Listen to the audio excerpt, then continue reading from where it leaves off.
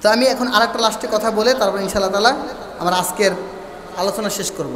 লাস্টে কথাটা কি, আমাদেরকে শয়তান অলওয়েজ ধোঁকা দিতে থাকে সব সময়। অলওয়েজ মানে কি, সব সময়। আপনি ঘুমাইছেন, শয়তান আপনার ধোঁকা দিতে আছে স্বপ্নের মাধ্যমে, হাবিজাবি স্বপ্ন দেখাইতেছে, যুবকদেরকে হাবিজাবি স্বপ্ন দেখায়। আপনি সজাগ হাঁটতে আছেন, আপনার হাবিজাবি চিন্তা করাইতেছে। এটা কার কাজ? শয়তানের কাজ। কি শয়তান? শয়তান তো 3 প্রকার। কয় প্রকার ভাই মনে আছে? নফস শয়তান, মানুষ শয়তান, জিন শয়তান, নাকি? তো এইটা কোনটার কাজ? নফস শয়তানের কাজ। নফস শয়তান আপনার সার রোগের থেকেও কাছে।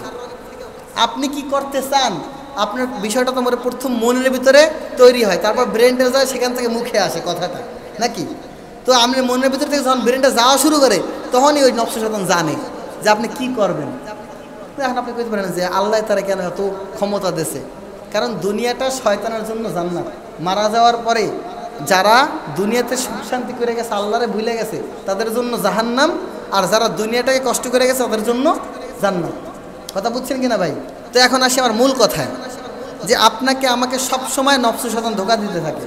তো ওইখানে নবী করিম সাল্লাল্লাহু আলাইহি সাল্লাম তিরমিজি শরীফে আরেকটা বর্ণনায় পাওয়া যায় যে যখন কোনো ব্যক্তি জিকিরে বসে বা জিকির করতে থাকে, ওর জবান কিংবা দিলের ভিতরে জিকির চলে, শয়তান 41 কদম দূরে থাকে। সুবহানাল্লাহ।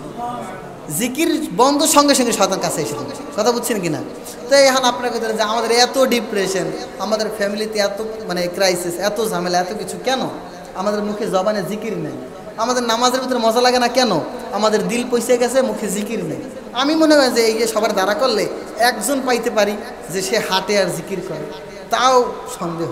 দেখেন নবী করিম বলে গেছেন যে তার হাঁটার ভিতরে, মুমিন বান্দা তার হাঁটার ভিতরেও সুন্নত এবং তার হাঁটার ভিতরেও সওয়াব। সুবহানাল্লাহ।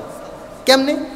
একটা মুমিন বান্দা ডান সাইড দিয়ে হাঁটবে, বুক উঁচা করে না, মাথা নিচু করে হাঁটবে, এটা তার সুন্নাহ। রাস্তায় একটা কিছু পড়ে আছে, অন্য কোনো ব্যক্তি যাইতে কষ্ট হবে, ওই জিনিসটা ফালাই দেবে ধইরা, এটা মুমিন বান্দার কাজ। এইসব আমলগুলো আমাদের ভিতরে নাই। আমরা ডাইন দিক দিয়ে কেমনে হাঁটে আমরা হেঁটেই বুঝি না।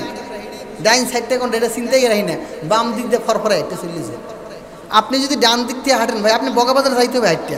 যদি ডান দিক থেকে হাঁটেন, আপনি দুইটা ফায়দা, বগা বাজারেও যাওয়া হবে এবং কিয়ামতের ময়দানে এর উসিলে আপনি জান্নাত পেতে পারবেন। এখন সুবহানাল্লাহ কইলে কেউ ধরবে? সবাই জোরে কান একবার সুবহানাল্লাহ।